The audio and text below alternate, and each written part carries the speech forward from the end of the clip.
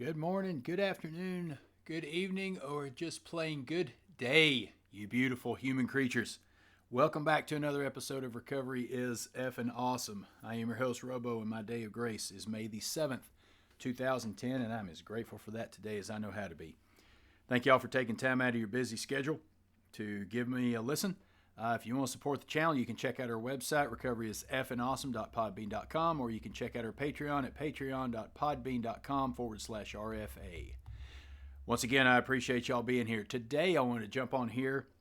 It is the 22nd of August, 2024, and so far we have not blown up the Middle East, nor has Russia and Ukraine dropped nukes on each other yet, so we are still here as far as the recording of this broadcast and hopefully into perpetuity.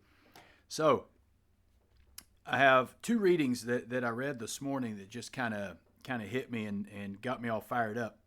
It says, you can make use of your mistakes, failures, losses, and sufferings. It is not what happens to you so much as what you use to make of it. Take your sufferings, your difficulties, and your hardships and make use of them to help some unfortunate soul who is faced with the same troubles. Then something good will come out of your suffering, and the world will be a better place because of it. The good you do each day will live on, after the trouble and distress have gone, after the difficulty and the pain have passed away. So if you're in a 12-step program, you have hopefully have worked the steps and understand that we all have a story, right? We all have stuff that we're not necessarily proud of. Some may say that we have regrets. I live with no regrets because everything that I have done, good, bad, indifferent, has got me to where I am today. And we can use all the messed up stuff that we did in the past that we thought was so horrible. And some of it, let's be honest, some of it was, whether we hurt somebody else or ourselves. And we can use that to help someone else. So we can take all of our past liabilities and turn them into present and future assets. It's amazing how one human being helping another person, just by using their experience, their strength, and their hope, and I would also add courage, which we're going to talk about in a minute, to help someone else, to use their experience to help someone else. You know, I have experience in some things, and, you know, there's been some people who I've run into who, you know, ask me for help in certain areas that they're going through that I have no experience in, but I know people who do, and so I can, you know, pass them along to somebody else. And, you know, then that person helps the other person. And once one individual starts helping another individual, you know, the hope grows exponentially. Sorry, just drinking some coffee there. Whew, that coffee's good. 1:30 in the afternoon. And then the other reading that I was reading today, it's out of the book called Rays of the Dawn, which, if you don't have a copy, I would strongly suggest getting one. It's by Dr. Thurman Fleet. He is a chiropractor, was a chiropractor. However, this kind of ties into the recovery program. And on chapter 25, it talks about courage. And I'd just like to read a little bit of it. It says, courage is the attribute of the soul that gives us strength, power, and endurance to overcome and surmount obstacles, weakness, hardships, failures, loss, disappointment, and crisis. Any force, circumstance, condition, person, or thing that tends to impede our progress or interfere with our well-being. Because again, the whole point of living sober and being in recovery is to be happy, to be at peace, and have some kind of serenity. He goes on to say, many types of courage find expression on every plane of our being, physical, mental, and spiritual. Courage is closely associated with bravery, gallantry, valor, and heroism. Bravery implies fearlessness in the face of danger, whereas courage may be shown in spite of fear. There is always a motivating force behind courage that determines its nature and intensity. Aside from the instinctive traits that motivate someone's courageous action, All human beings are endowed, according to their stage of evolution, with attributes of the soul such as love, faith, devotion, loyalty, and unselfishness. Those qualities stimulate the noblest form of courage. Spiritual courage is founded on faith and unselfishness. It accompanies loyalty, devotion, and personal commitment.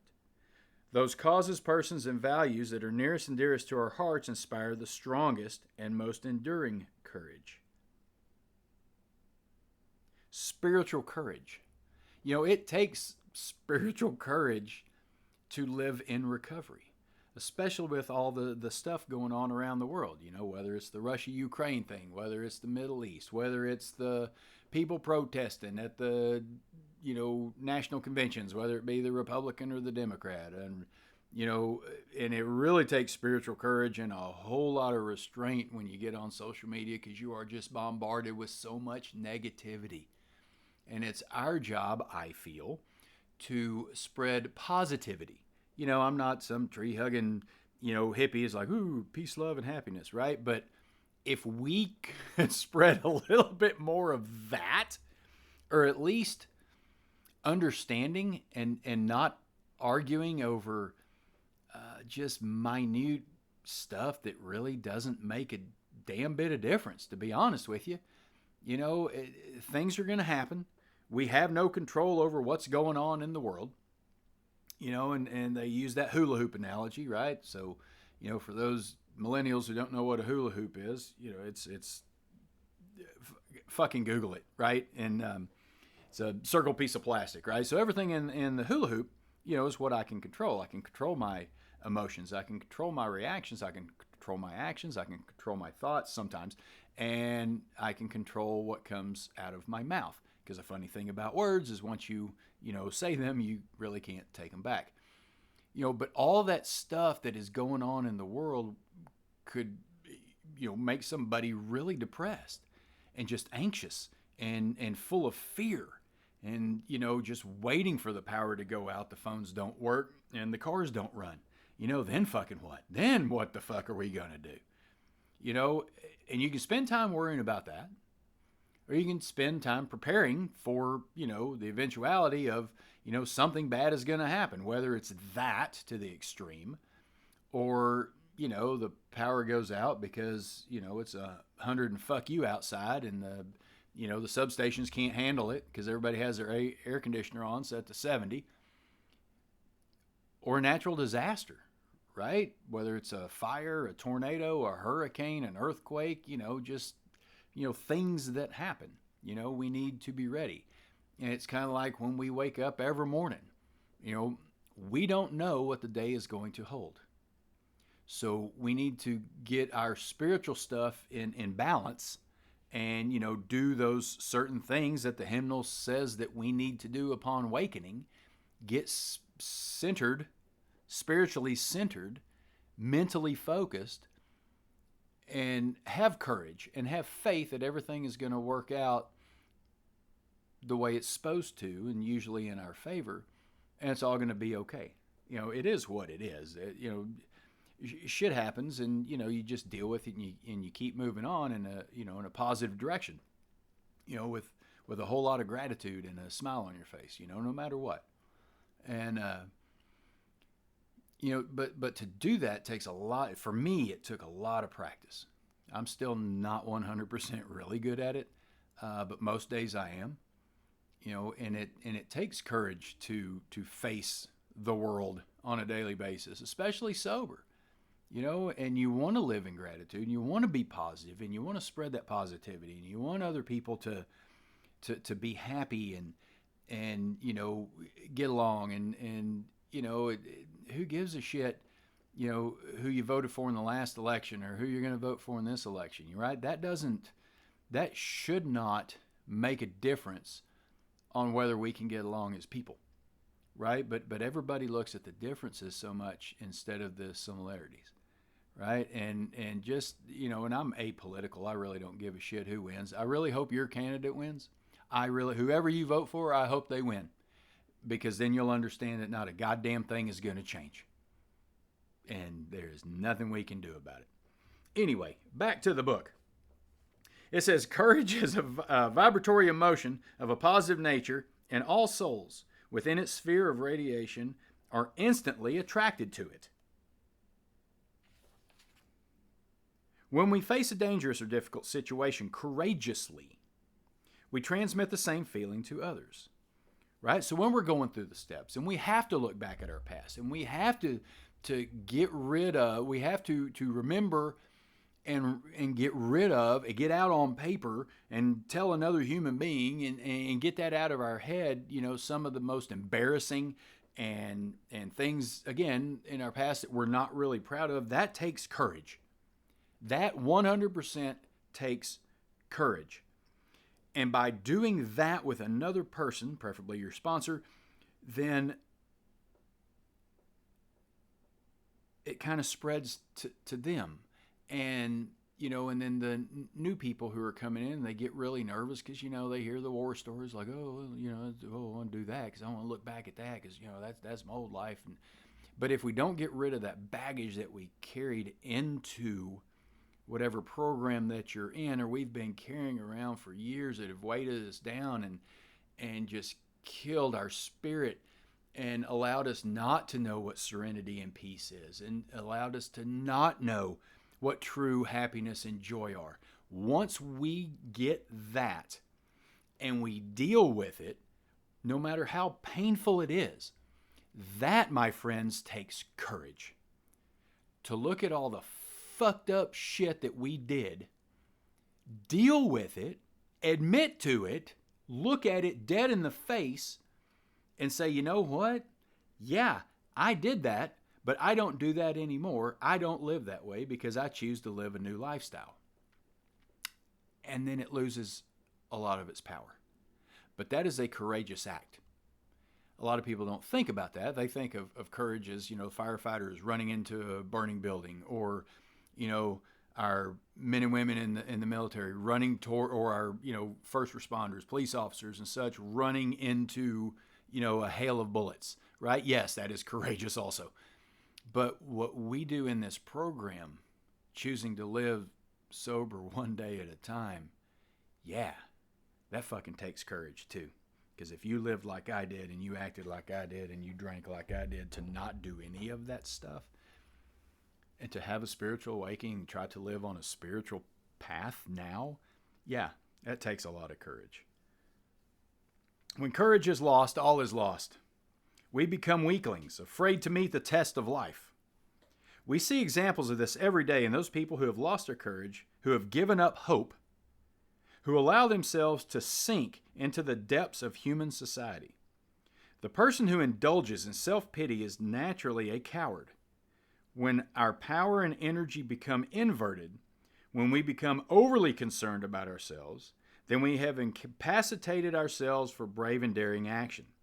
Then, our inevitable reaction to danger and difficulty is not courage, but alibis and escapes. Courage is a great constructive power in overcoming the negative and destructive forces within the self. It is an essential factor in self-control and self-discipline. As long as people succumb to the desires, urges, and tendencies of their animalistic nature, they will continue to vibrate on a low plane. Only as we learn, through courageous thought and action, to control and redirect these tendencies, we will evolve to a higher plane of existence. Humanity's duty is not to live for itself alone, recognizing the oneness of all life. We must exercise courage in controlling these habits and traits that tend to degrade our nature. As a consequence, we will aspire to live according to our highest ideal of our relation to God and to other people. I mean, that's some powerful stuff right there.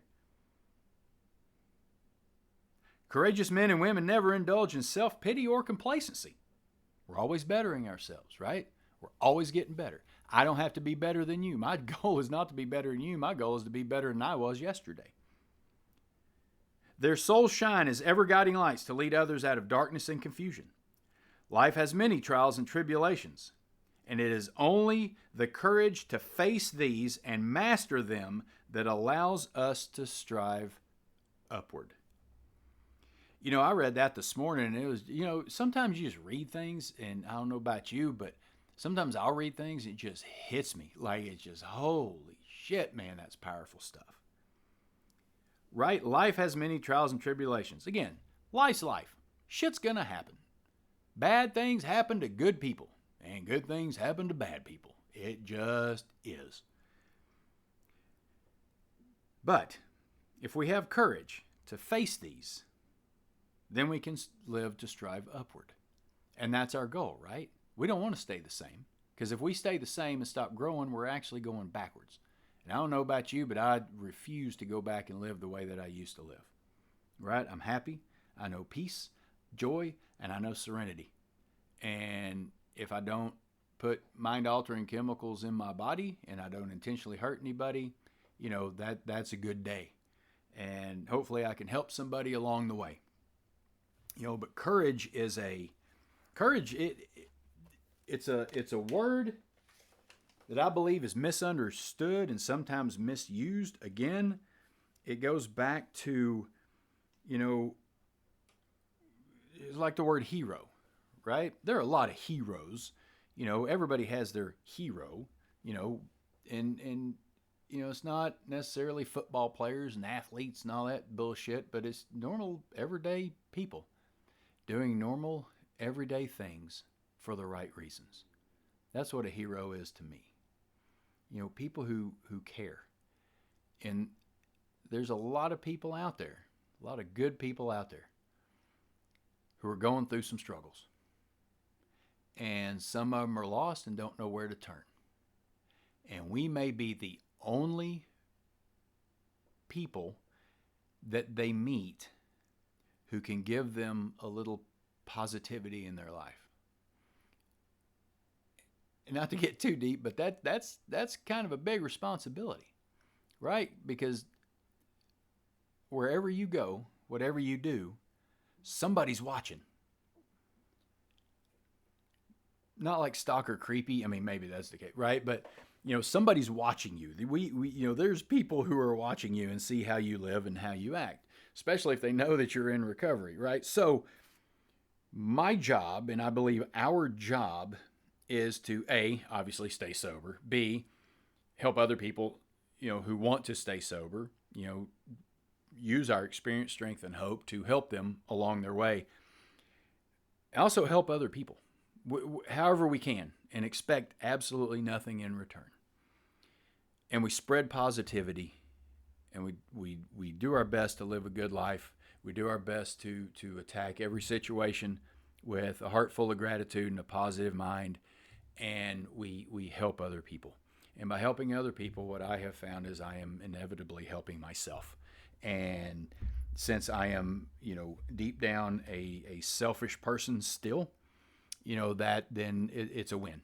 Yeah, I can help you, but by helping you, I help myself. And I don't look at it like, oh, I'm going to help you just so I can feel better. That's not it. But when I help other people, it makes me feel good that I got to contribute to life, contribute in a positive manner to somebody else's life instead of always just taking and sucking the life out of every room that I used to go in. Because 14 years ago, that was me. That's how I lived. I would go in and I would suck the life out of every room that I was in. And today I try to light up every room that I go in with a little positivity. I'm unapologetically me. And, people like me and don't like me for the same reason. And, several years ago, I made a decision that I'm going to be me. I make no apologies for it, and I don't change for anybody. And, a lot of people like it. Some people don't, and that's okay. Because what I found is if you are you, genuinely you, the people who you attract are supposed to be in your life, and the people who you don't attract aren't supposed to be in your life. And other than that, just be you, unapologetically. And I guarantee you that you will find that you are actually happier instead of trying to, like me, I was, lived for so many years trying to put on an act, just to please other people. Well, I'm not in the people pleasing business anymore. As my friend Mike says, we're in the ass saving business. And if I can help one person with this podcast or a conversation or a phone call or a text or whatever, then I'm doing something. I'm doing something right, and it's all worth it. Again, thank you guys for listening, taking time out of your busy day. Hope you like and comment on this thing. Helps the algorithm get out to more people. Anyway, I love you guys. I really appreciate the support. Remember, stay sober. Help somebody else without expecting anything in return. Try to live as best you can in a positive manner with gratitude in your heart. And recovery is fucking awesome.